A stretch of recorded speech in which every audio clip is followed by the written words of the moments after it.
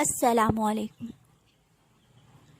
کبھی کبھی انسان واقعی ہار جاتا ہے، خاموش رہتے رہتے، صبر کرتے کرتے، امیدیں رکھتے رکھتے، رشتے نبھاتے نبھاتے، صفائیاں دیتے دیتے، اپنوں کو مناتے مناتے۔ جب میں نے ایپیسوڈ سٹارٹ کی تو بہت سے لوگوں کے دلوں میں بہت سے سوالات اٹھے، چند کو اعتراض بھی تھا۔ جن کو اعتراض تھا میں ان کو جواب دینے کی پابند نہیں ہوں، اس لیے کہ ان کا کام صرف اعتراض کرنا تھا۔ اگر ان کے ذمے کبھی کوئی فرض یا ذمہ داری بنتی تھی تو وہ پورا کرنا نہیں، بلکہ زندگی میں کبھی ادا کی ہی نہیں۔ لہٰذا اب اس عمر میں جا کر پوری ایمانداری سے سب کو سپیس اور موقع دینے کے بعد اب میری لائف میں بھی ان کے لیے کوئی جگہ نہیں، تو ان کے اعتراضات کے جواب میں کہوں گی ڈیش ڈیش ڈیش۔ اور جن کے دلوں میں سوالات اٹھے ان میں سے چند نے بات کر کے جواب سن لیے۔ کسی سے مکمل طریقے سے بات نہ ہو سکی، شارٹ میں ہوئی، چونکہ کچھ نے اپنی اپنی سینس کے مطابق وجہ تلاش کر لی۔ جن کو جواب کلیئر نہیں ہو سکا یا بات نہیں ہو سکی، یہ ایپیسوڈز ان کے لیے ہیں۔ امید ہے ان ایپیسوڈ کو سننے کے بعد آپ کے تمام درد سیل سوالوں کے اچھے سے جوابات مل جائیں گے۔ جیسا کہ کچھ نے کہا، آپ یہ ایپیسوڈز کیوں نیٹ پر ڈال رہی ہو؟ ایسا کرنے سے آپ کو کیا فائدہ؟ آپ کو کیا ملے گا؟ یہ رشتے میری بھی پہچان ہے، دنیا میں بے عزتی ہوگی وغیرہ وغیرہ۔ کسی نے اپریشیٹ بھی کیا، بہت اچھا کر رہی ہو۔ اب بھی حقیقت سامنے نہیں آئے گی تو کب؟ قبر میں اترنے کے بعد؟ یا ایسے لوگوں کے لیے تو لازم بولنا چاہیے جو دوسروں پر تو بڑھ چڑھ کر بولتے ہیں، معمولی سی بات کو بڑھا چڑھا کر فسانہ بنا لیتے ہیں، بلکہ جو انسان میں موجود ہی نہ وہ باتیں بنا لیتے ہیں، مگر اپنی ہر طرح کی بات کو چاہے وہ چھوٹی سے چھوٹی یا بڑی سے بڑی چھپا چھپا کر رکھتے ہیں کہ کسی کو پتہ نہ چل جائے، کہیں ہم نشر نہ ہو جائیں۔ یا کسی نے کہا، ڈالو ڈالنا چاہیے، اچھا ہے دنیا کو حقیقت پتہ چلے، میرے بارے میں بھی ساری باتیں ڈالو، اس لیے کہ میں کسی سے بھی کچھ نہیں چھپاتا۔ یہ تو تھے وہ سوالات یا کمنٹس جو مجھے ملے، یعنی جو دوسروں کے دلوں میں اٹھتے رہے ہیں ایپیسوڈ سننے کے ساتھ ساتھ۔ قریب کے جاننے والے لوگ تو جانتے ہیں، مگر دور کے کچھ لوگ حقیقت سے جو کہ تھوڑا بہت ہی باخبر ہیں۔ اچھا ہے، اس طرح سب کو کلیئر ہوگا کہ اصل بات کیا تھی۔ اب کیا فائدہ اور کیا ملے گا کہ جواب یہ ہے، دیکھیں کتنا بڑا فائدہ ہوا۔ جو لوگ کئی باتوں میں بہت سے اختلافات رکھتے تھے، آپس میں کئی باتوں میں ان کی بنتی ہی نہیں تھی، جب سے میں نے ایپیسوڈ کی ابتدا کی کافی حد تک سب ایک ہو گئے۔ کم سے کم میرے معاملے میں تو ایک ہو ہی گئے، چلو شکر ہے، ویسے نہ صحیح تو ایسے ہی صحیح۔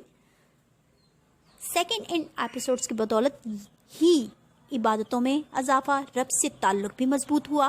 کئی لوگوں کا جہاں سے فارمیلٹی کے حد تک رب کو پکارا جاتا تھا یا کاموں کو ترجیح دیتے ہوئے دنیاوی معاملات میں الجھ کر جلدی نماز یا دعا کی جاتی، بلکہ دعا تو اکثر گول ہی ہو جاتی، ان کی نمازی بھی اچھے طریقے سے ادا ہونے لگی۔ دعاؤں میں رغبت و تڑپ میں بھی اضافہ ہوا، ہے نا فائدے کی بات۔ باقی کیا ملے گا، اس کا جواب سٹیپ بائی سٹیپ دیتی جاتی ہوں۔ ممکن ہے کہ اس کھیل میں کچھ نہ پاؤں، ممکن ہے اس کھیل میں کچھ نہ پاؤں، یوں ہی ہمیشہ کی طرح خالی ہاتھ رہ جاؤں، پھر بھی ایک آخری کوشش مجھے اور کر لینے دو۔ انسانوں کی اس بستی میں مجھے دل کا مقدمہ لڑ لینے دو۔ ان ایپیسوڈز کو اپلوڈ کرنے کے پیچھے ایک نہیں کئی محرکات ہیں، جس میں سب سے پہلی وجہ برسہ برس کی خاموشی، گھٹن 35 سال کی تکلیفیں، دکھ، غم اور تنہا برداشت کی گئی شدید ترین اذیت ہے۔ جیسا کہ سبھی جانتے ہیں کہ جب لبریز ہو جائے تو چھلک پڑتا ہے پیمانہ، تو کہیں نہ کہیں تو تان ٹوٹنی تھی۔ دوسری صورت میں میں بذات خود جو کہ باطنی طور پر تو ختم ہو گئی تھی، مگر ظاہری طور پر سب کے سامنے موجود تھی۔ ظاہری طور پر بھی ناتا نہ ٹوٹ جائے اس کے لیے اشد ضرورت تھی کہ میری سانسیں رواں رہیں۔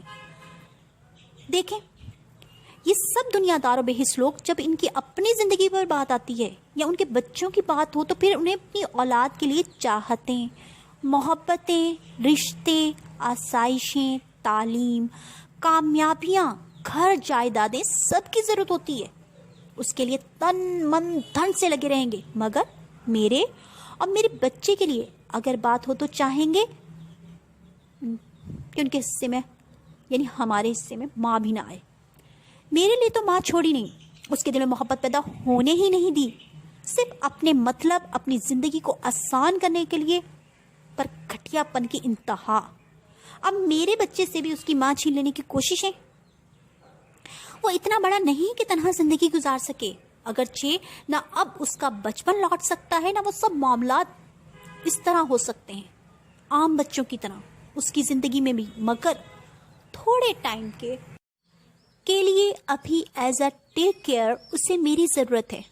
کئی دفعہ جب نوز بلیڈنگ ہوئی، میری طبیعت بھی کافی بگڑی، تب ڈاکٹرز کے مطابق مجھے جب تک میں اپنا سٹریس، اپنی تکلیفوں کو ایکسپریس نہیں کروں گی، جو کچھ میرے اندر اتنا برسہ برس سے جمع ہوتا جا رہا ہے، جب تک اسے ریلیز کا موقع نہیں ملے گا، آگے سے بہتری کے امکان نہیں، بلکہ کسی وقت بھی روح قفس عنصری سے پرواز کر سکتی۔ تو پہلی وجہ اپنے بیٹے کے لیے ایز اے ٹیک کیئر تھوڑا سا ٹائم اور کے لیے اس کی بہت ضرورت تھی۔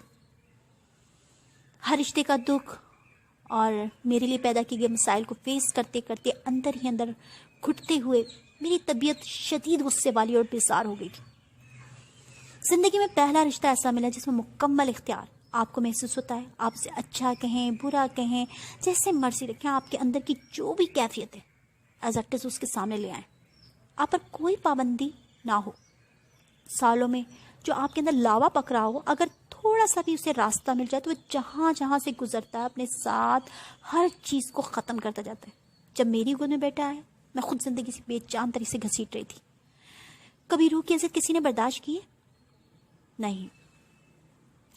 فی الحال میرے نام نہاد رشتہ داروں میں سے ابھی تک کسی نے نہیں کی۔ اگر کی ہوتی تو کوئی ایک تو ایسا ہوتا جو میری کنڈیشن کو سمجھ سکتا۔ جب آپ کے ہاتھ خالی ہوں اور ایک ننھے بچے کی ذمہ داری بھی آپ پر آ پڑے، چاروں طرف اندھیرا ہو، روشنی کی کوئی کرن نہ ہو، آپ کا ساتھ دینے کے لیے کوئی رشتہ موجود نہ ہو، تنہا اپنے ہر عذاب سے گزرنا ہو، آپ اس بچے کو تو میٹھے بول بھی نہیں دے سکتے۔ اس لیے میرا بیٹا بھی اس کے پیدا ہونے سے پہلے کی برسوں کے اپنے ماں کے اندر پلتے دکھوں کا شکار ہوتا رہا، میرے غصے کی صورت میں۔ جب غم حد سے بڑھ جائیں، اس کو کم کرنے کے متبادل ذرائع موجود نہ ہوں، تو نتیجے میں بے بسی اور چڑچڑاپن غصے کی شکل اختیار کرنے لگتا ہے، اور اس طرح ان دکھوں غموں کی ٹرم چینج ہو کر نیا نام غصہ لے لیتی ہے۔ جو کہ بیٹی کی صورت میں ایک ایسا بے ضرر آپشن میرے سامنے تھا جو نہ چاہتے ہوئے بھی غیر ارادی طور پر میرے غصے کا شکار ہونے لگا۔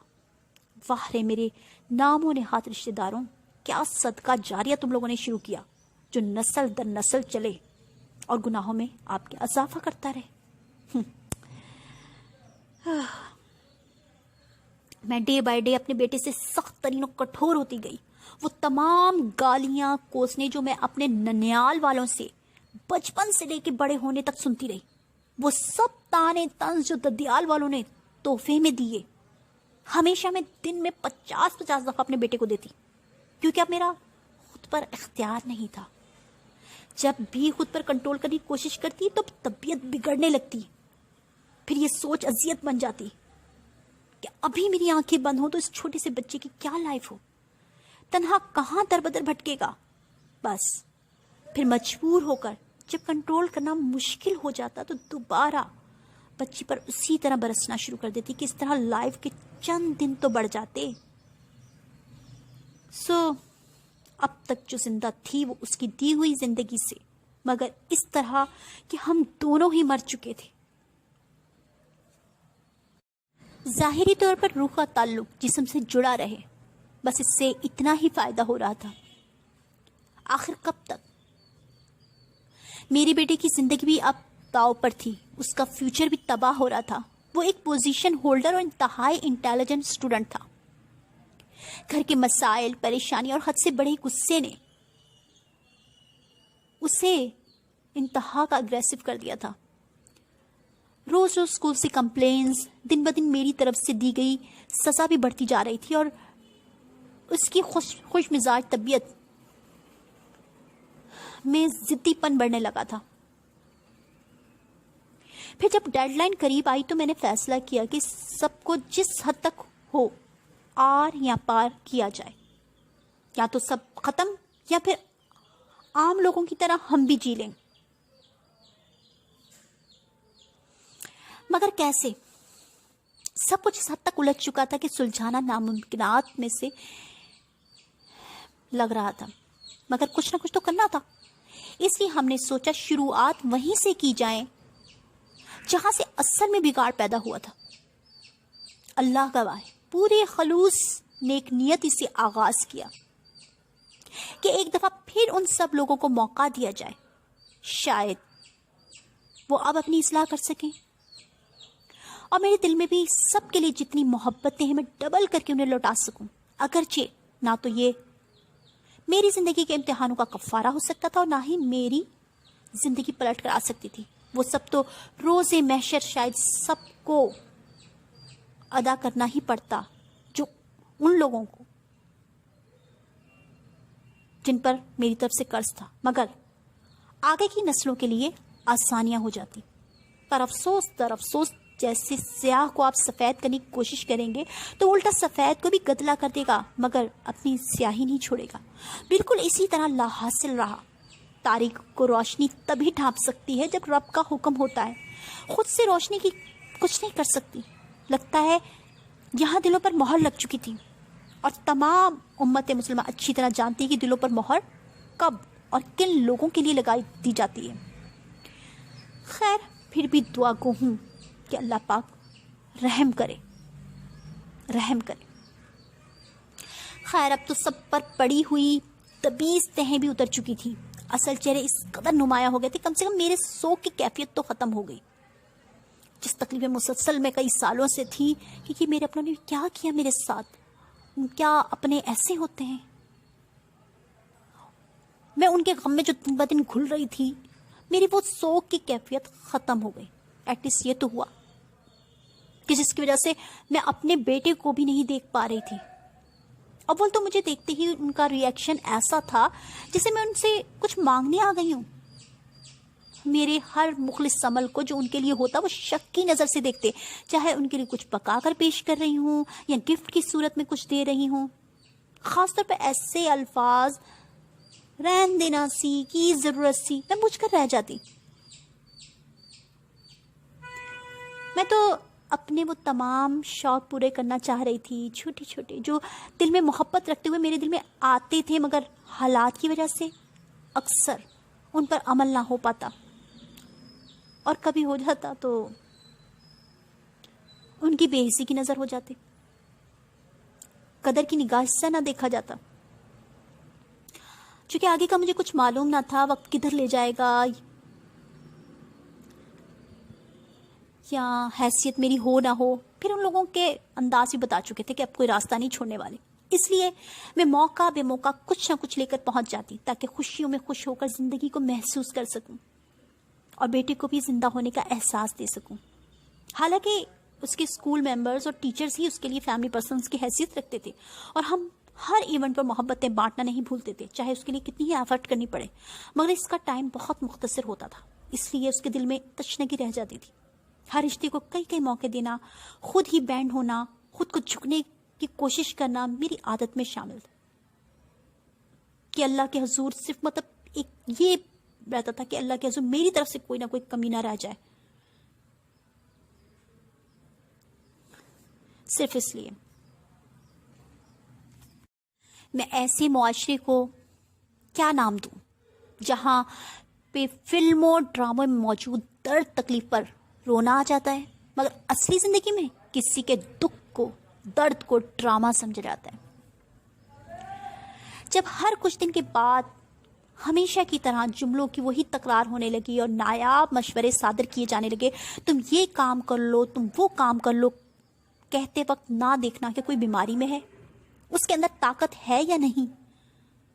کوئی اپنی پریشانی سے لڑ رہا ہے، اس کی دوڑیں لگی ہوئی ہیں، فرصت کے لمحات اسے مل نہیں رہے. ایک دفعہ وضاحت، 2 دفعہ، کئی دفعہ میں نے وضاحت کی. جب دیکھا دال نہیں گلی، پھر کبھی کسی کے ذریعے، کبھی کسی کے ذریعے. اچھا، اب یہ بھی پرانا طریقہ ہے، جب اپنی بلا وجہ کی کوئی بات منوانی ہو یا مقصد دوسروں کے سامنے ذلیل کرنا ہو تو یہی عمل کیا جاتا ہے. پہلے جس سے ممکن ہے ہر رشتے سے کہلواؤ، پھر جس سے زیادہ ملنا جلنا ہو اس سے کہلواؤ، حتیٰ کہ مالک مکان اور اگر گلی محلے والے بھی شامل کر سکو تو کر لو. یعنی کیا خوف تھا ان کے سر پر نہ کوئی پڑ جائے، 2 وقت کی روٹی نہ کھلانی پڑ جائے. جب سے پیدا ہوئے ہیں اسی چیز کی تو تکلیف رہی تھی. کبھی ادھر کبھی ادھر ہاسٹلز میں ڈالے رکھا کہ دنیا میں سے کوئی ذمہ داری اٹھا لے، چاہے جائز ہو یا ناجائز، مگر ہمیں نہ کرنا پڑے اور پھر پلٹ کر بھی نہ دیکھو. جب میں زیادہ پکنے لگتی نا ان کے مشوروں سے کہ یہ کر لو وہ کر لو، تم پھٹ پڑی کہ کس سے روٹی مانگ رہی ہوں. سن 2000 سے اب تک اپنے طور پر ہی ہر طرح کے مسائل خود فیس کیے، اکیلے. کسی نے روپیہ بھی نہیں لگانا چاہا یا کبھی مجھے بلانے کی کوشش کی کہ تم آؤ، آ کر رہو، تمہارا بھی میکا ہے، حق ہے. کیا کبھی کہا کسی نے؟ نہیں. یا پھر میں اپنی نیچر یا میری اپنی نیچر کیسی تھی، کیا اس طرح دیکھی کسی نے کہ کوئی کہے نہ کہے زبردستی گھستے چلے جاؤ، ڈٹ کر رہ کر دکھاؤ، اپنے حق میں کروا کر دم لو. میں تو وہ بندی ہوں جس نے کبھی اپنی سگی ماں کے پرس کو ہاتھ نہیں لگایا، کبھی ان سے 1 روپیہ نہیں مانگا. جہاں بھی رہی بچپن میں، چاہے کتنی پیاس لگ رہی ہو، خود سے فریج نہیں کھولا کہ کوئی کھولے تو میں بھی پانی پی لوں، چاہے کئی گھنٹے انتظار کرنا پڑے. کبھی حق سے پیچھے پڑ کر کھانے کو نہیں مانگا، چاہے کتنا کھانے کا ٹائم نکل رہا ہو اور بھوک سے جان نکل رہی ہو. کوئی تھوڑا سا ریزرو ہو، میں انتہا کی جھجک خود میں پیدا کر لیتی ہوں. کوئی ایک قدم آگے بڑھاتا ہے تو خوشی سے نہال ہو جاتی کہ دل چاہتا کہ دل بھی نکال کر اس کے قدموں میں رکھ دوں، بس کسی طرح اس کے لیے کچھ اچھا کرنے کی کوشش کروں. کوئی 1 روپے کا بھولے بھٹکے کر دیتا تو میں بدلے میں 10 روپے کا کرنے کی کوشش کرتی. یہ عادتیں بچپن سے لے کے ابھی تک اسی طرح موجود ہیں. جس بندی نے کبھی تکلیف نہیں دی، کبھی ایسا انداز نہیں اپنایا کسی کو لگے کہ مطلب پورا کر رہی ہے شاید، یا مطلب رکھا ہے، یعنی مطلب میں نے رکھا ہی نہیں کسی سے، جو خود ہی انتہا کے خوددار ہے. شادی سے پہلے چھوٹی جاب کرنے کی کوشش کرتی، تب سے اب تک چاہے میرے پاس پیسے پورے سورے ہوں، اور اس دوران جس کے پاس میں ہوں، یعنی نانی کے گھر یا بھابھی کی طرف، ان نام نہاد رشتہ داریوں کے اور رہتے ہوئے اگر کوئی ضرورت آ پڑے یا کھانے کا وقت پہنچا ہو، آنتے کلو اللہ پڑھ رہی ہوں، اگر میرے پاس پرس میں موجود تھوڑے سے پیسوں میں پہلے ہی میں نے 10 کام سوچ کے رکھے ہو نا، مخصوص کر رکھ دیا ہو، یعنی ایک کے بجائے میں نے 10 کام اس سے نکالنے ہیں ان مخصوص پیسوں سے، پھر بھی میں کسی سے مانگنے یا شرمندہ کرنے کے بجائے خود ہی اس پرس اٹھاتی ہوں، اور اپنے لیے تو ایک بہانہ ہوتا ہے کہ دوسروں کے لیے لینے چل پڑتی ہوں، حالانکہ دل پریشانیوں میں گھر رہا ہوتا ہے کہ باقی کے کام کیسے پورے کروں گی. مگر اللہ سے دعا کرتی کہ مالک مانگنا نہیں آتا، کروانا نہیں آتا، یا اللہ جتنے پیسے میرے پاس ہیں میں برکت ڈال. نظر آ رہا ہے کوئی کرنا نہیں چاہ رہا تو زبردستی کیا کروانا، میرے دل کو ایسے کروانے سے خوشی بھی محسوس نہیں ہوتی. رویے زیادہ بدلیں، اس سے بہتر ہے خود ہی کر لوں. میں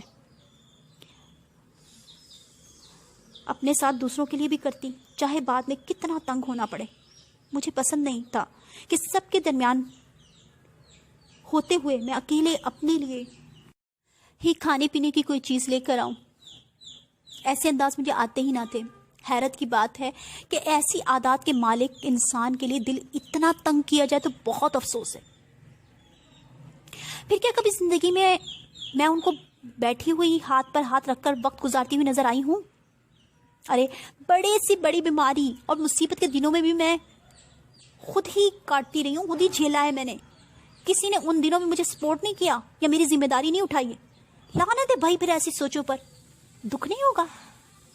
آپ کسی کی قربانیوں، احساس اور خودداری کا تذکرہ نہیں کر سکتے، اس کی تعریف نہیں کر سکتے، تو کم سے کم اس سے لوگوں کے سامنے برا تو نہ بناؤ. ہر ایک سے کہلوا کر یہ تاثر تو نہ دو کہ شاید یہ تو بیٹھ کر کھانے والوں میں سے، یا اس نے تو زندگی میں کبھی کام کیا ہی نہیں، شاید ہم ہی اس کو سپورٹ کر رہے تھے. چلیں بتائیں، ایک ٹائم کے کھانے کے اخراجات ہی میری زندگی میں کسی نے میرے گھر کے اٹھائے ہوں، پھر وہ ایسی گھٹیا باتیں کریں اور دوسروں میں میرے لیے ایسی سوچ بنانے کی کوشش کریں تو سمجھ میں آتا ہے. اب زندگی کو کچھ اس طرح گزارا جائے، اب زندگی کو کچھ اس طرح گزارا جائے، ہر کسی کا احسان اتارا جائے. جب ان باتوں سے عاجز ہوئی، ان کے ساتھ ساتھ بے حسی کے وہ تمام مظاہرے جن کا تذکرہ وقت کے ساتھ ساتھ اگر اللہ کا حکم ہوا تو انشاءاللہ آتا رہے گا، جب دیکھے تو سوچا کہ اب ان سب کے احسانات جو انہوں نے میری زندگی پر کیے انہیں اتارنے کا وقت آ گیا ہے. جن احسانات کے بوجھ سے میری لائف کم ہوتی جا رہی تھی، میرا بیٹا بدترین وقت سے گزر رہا تھا، وہ بوجھ اتار کر کم سے کم جو تھوڑی ڈیوٹی میرے ذمہ رہ گئی ہے اپنے بیٹے کی وہ پوری کر سکوں. ورنہ اگر ان لوگوں کو دیکھوں تو یہ وہ لوگ ہیں جو منہ میں جاتے نوالے کو بھی چھین لیں، گرتی ہوئی دیوار کو سہارا دے کر سپورٹ نہیں کریں گے، بلکہ گرتی ہوئی دیوار کو ایک دھکا اور صحیح کے مستحق آخری دھکے کے لیے زور لگانے کھڑے ہو جائیں گے. کہیں پر ضبط کرتی ہوں، کہیں پر بول دیتی ہوں، میں ایک دریا کی جیسی ہوں جو اپنی دھن میں چلتی ہوں. میں بھر جاؤں جو مستی میں تو کنارے توڑ دیتی ہوں. میں دل کی کرچیاں لے کر کہاں در در پھروں تنہا، دل اگر ٹوٹ جائے تو میں خود ہی جوڑ لیتی ہوں. محبت کے تقاضوں میں بہت خوددار سی ہوں میں، وفاداری پہ آؤں تو حدیں سب توڑ دیتی ہوں.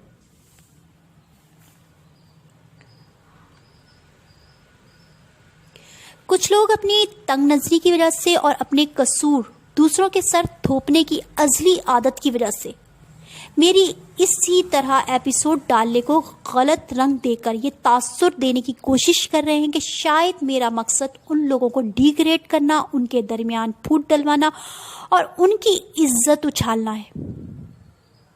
کتنی بے وقوفانہ سوچ اور کوشش. آخر کون کس سے چھپا ہوا ہے؟ اب اگر ایسا کرنا ہوتا تو میں 10 سال پہلے ہی کر چکی ہوتی، جب نہ میرے پیروں تلے زمین تھی، نہ چھت پر آسمان.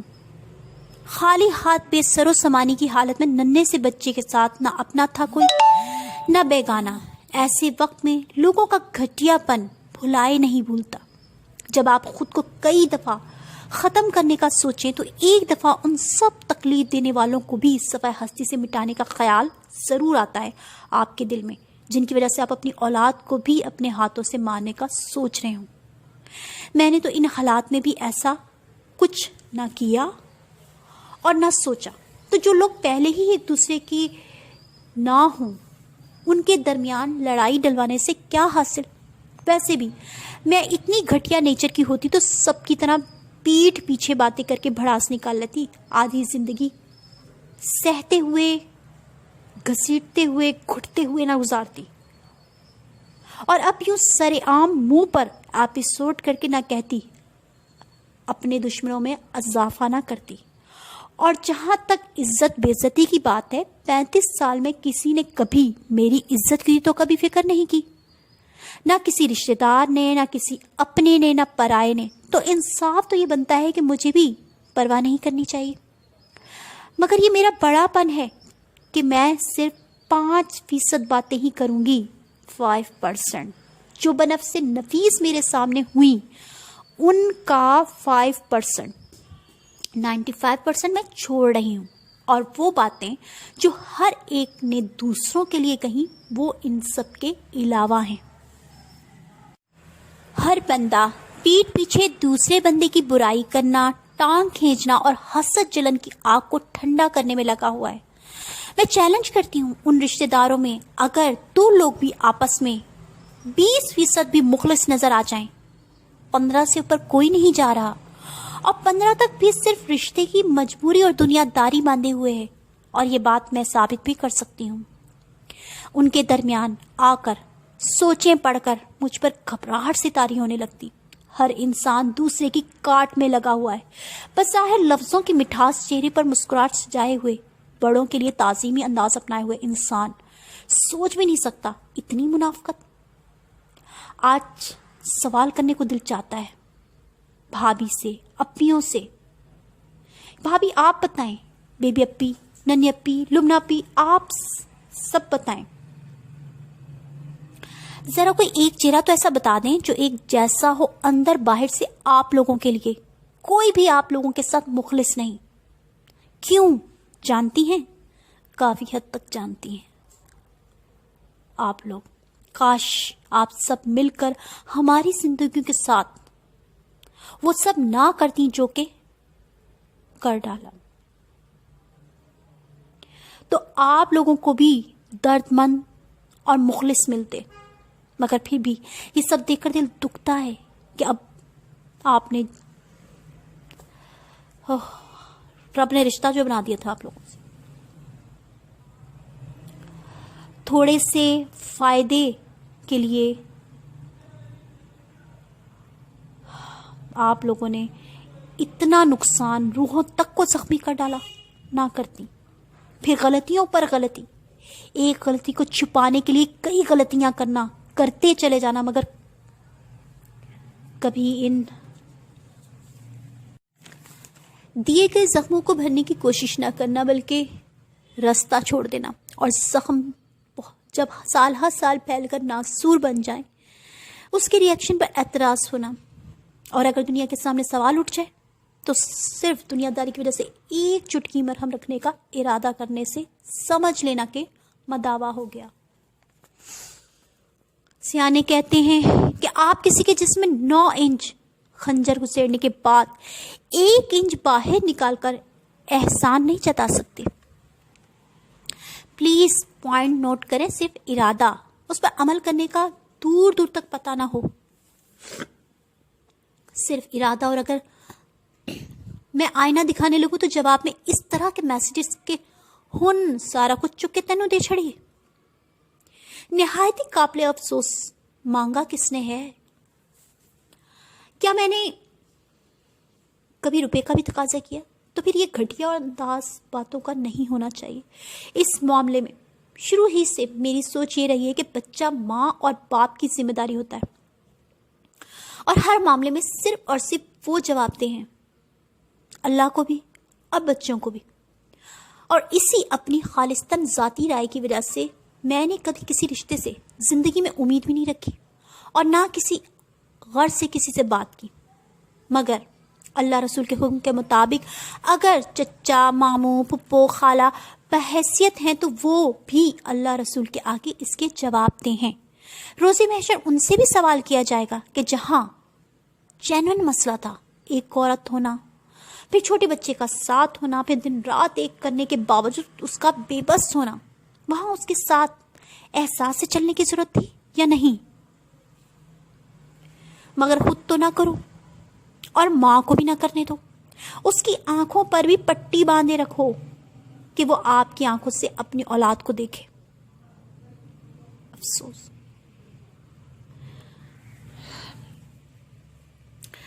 اچھا، یہ میں سمیرہ کی بات کا جواب دے رہی ہوں کہ اس کی پکڑ میں جو رب کے حضور ہوگی، چچا کے ساتھ چچی، ماموں کے ساتھ ممانی، پھپھو کے ساتھ پھپھا اور خالہ کے ساتھ خالو بھی آتے ہیں۔ قابل شرم بات یہ ہے کہ میں نے تو کبھی کسی رشتے پر حق جتانے اور روپے کی بھی غرض رکھنے کی کوشش نہیں کی کہ زبردستی کی میں قائل نہیں، پھر بھی میرے لیے یہ سوچ رکھنا چلو بھر پانی میں ڈوب مرے۔ البتہ ماں سے میرا سوال بنتا تھا، بنتا ہے، اور اسی سے کیا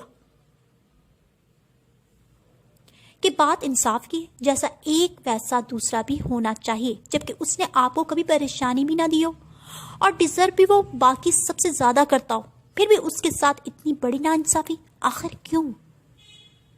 ایپیسوڈ ڈالنے کی ایک وجہ یہ بھی ہے کہ میں نے شروع سے اکیلے اسٹرگل کی، سروائیو کیا، جگہ جگہ کرائے کے مکانوں میں رہی، ایک شہر سے دوسرے شہر کا سفر کیا۔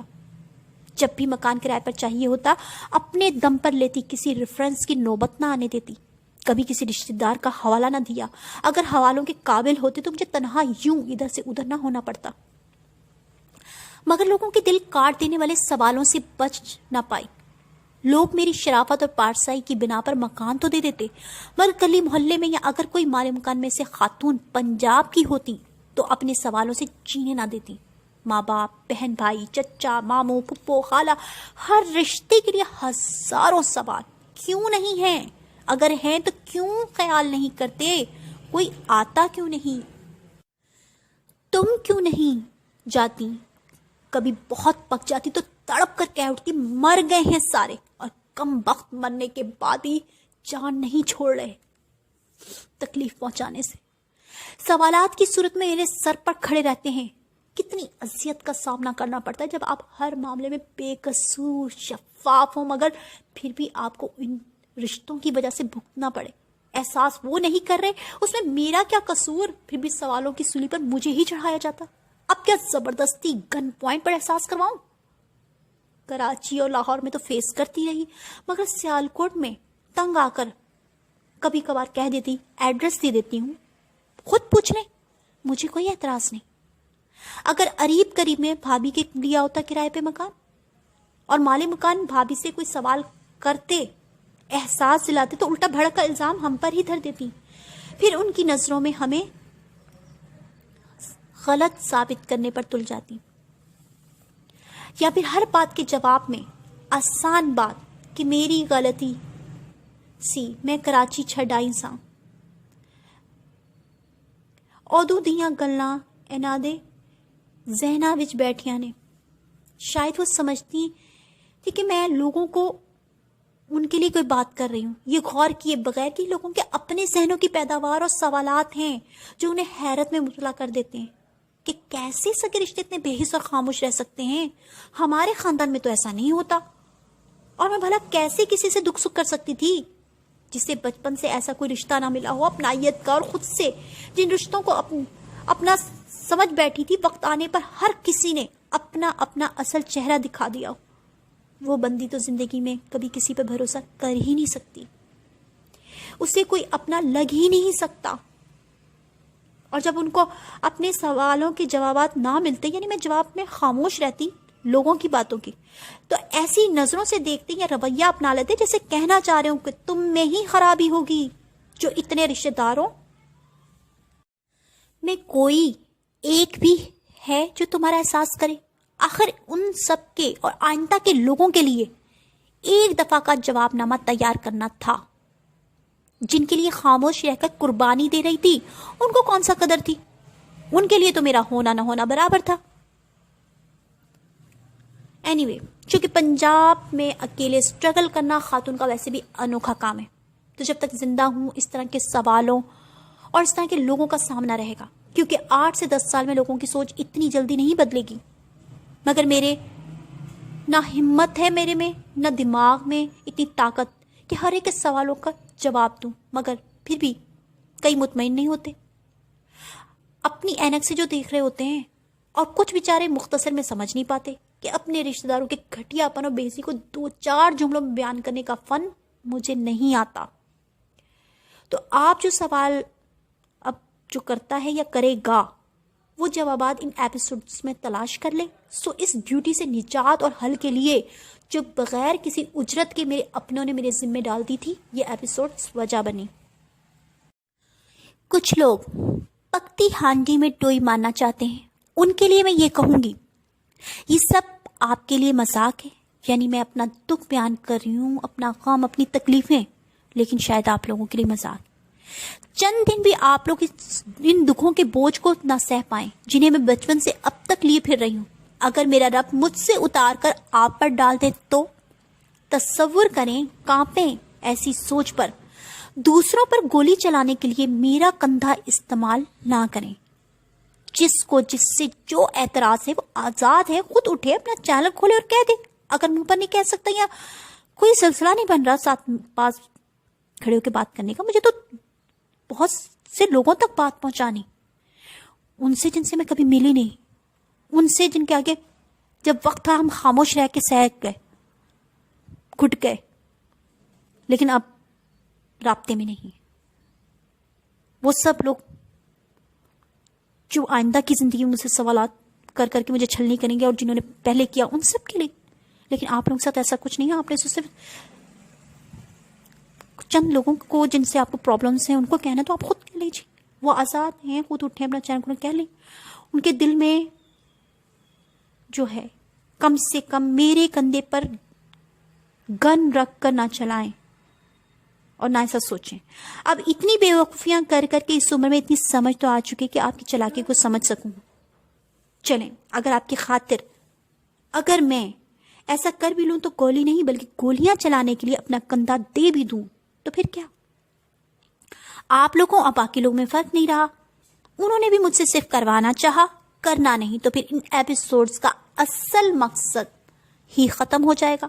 انصاف جیسے باقی سب میری گڈ بک میں نہیں, اس لیے کہ زندگی میں کبھی میں نے انہیں اپنی تکلیف میں اپنے ساتھ نہیں دیکھا. تو اس طرح آپ لوگوں کے لیے بھی ہونا چاہیے. سو اتنا ہی بہت ہے کہ کبھی جس سے بات ہو تو اخلاق سے وداؤٹ گیو اینڈ ٹیک کے.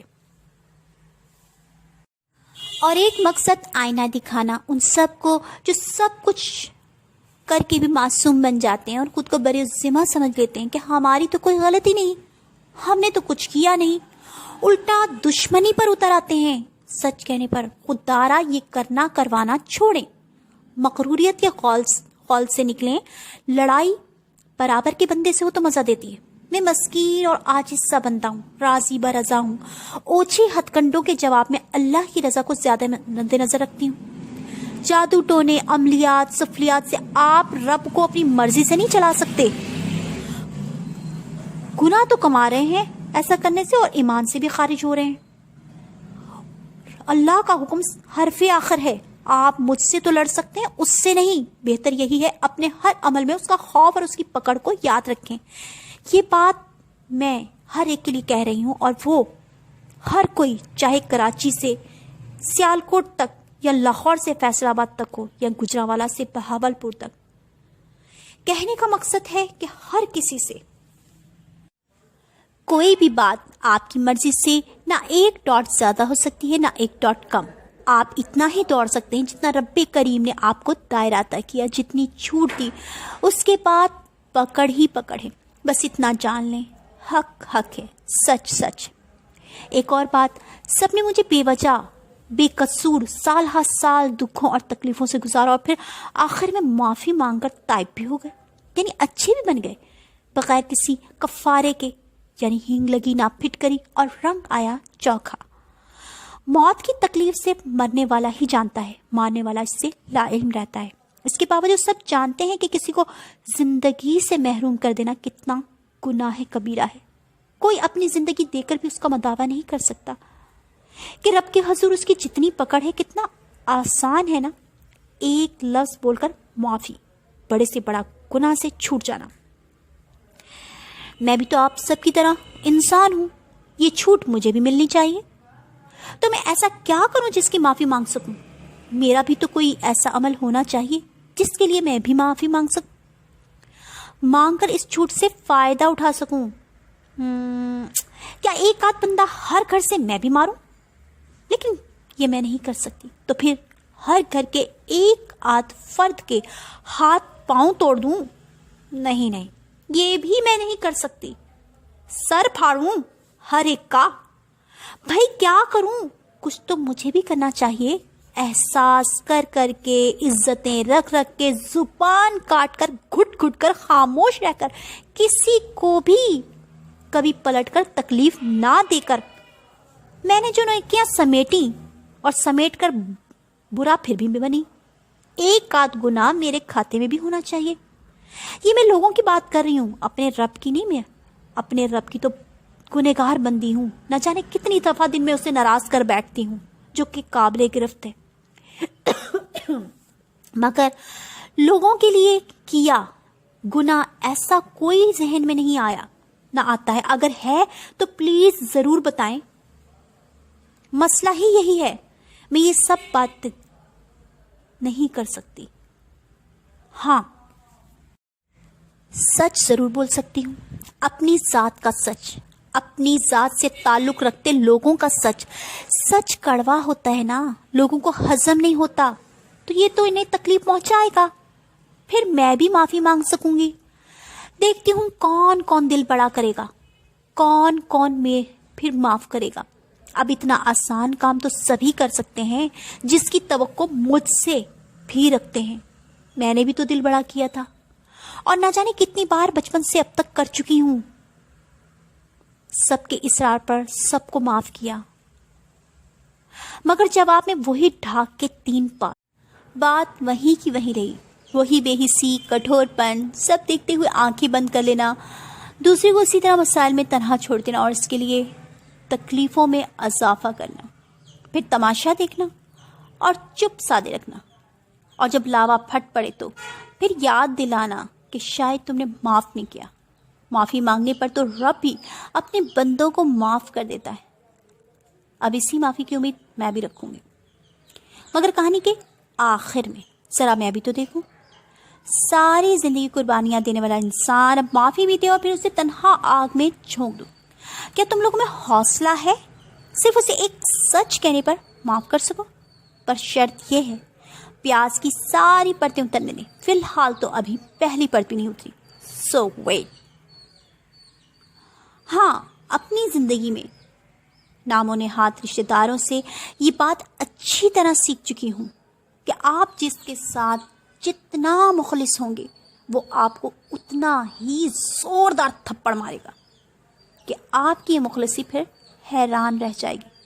سو میرے ہمیشہ کے خلوص کے جواب میں جو ان کی بے حسی اور گھٹیا پن رہا، اس بے حسی اور گھٹیا پن کو ایپیسوڈز کی صورت میں زوردار تھپڑ میری طرف سے بھی. شاید کہ تیرے دل میں اتر جائے میری بات.